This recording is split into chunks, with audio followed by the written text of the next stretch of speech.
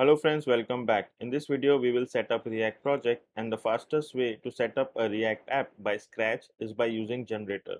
So we will be using Create React App, which is an open source generator published by Facebook. So I have created a folder with the name MERN-blog on my desktop.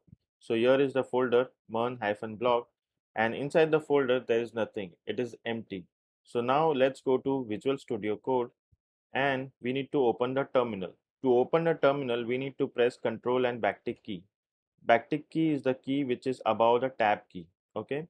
Or else you can just click on terminal and you can click on new terminal. Now we need to go inside the folder which we have created on the desktop. So let's go inside that folder. So cd desktop,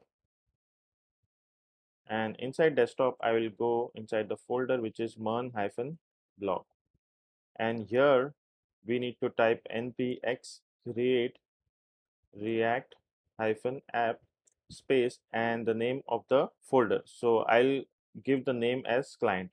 This is the front end setup, so I'm giving the name of the folder as client, and then we need to hit enter.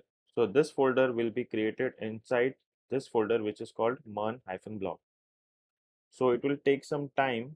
So here it is installing React DOM and React script.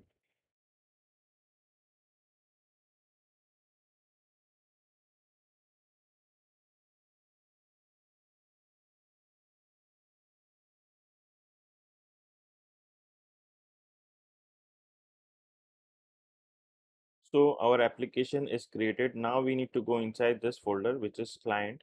Okay, so let's click on open. So it is in the desktop.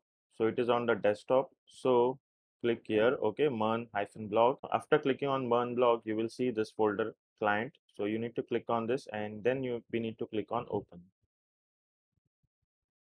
So now we are inside this client folder, and here as you can see we have two directories. One is public and one is source. So inside public directory we have a file which is called index.html, which is the entry point for our application. And then we have manifest.json, which is used for mobile phones. And then inside src folder we have app.js component, which is the root component for our application, and we also have app.css, as well as we have app.test.js. So we are not going to use test in this course, as testing React project is beyond the scope of this course. So this is how we have set up our React project. So this is it for this video, and I'll see you in the next video.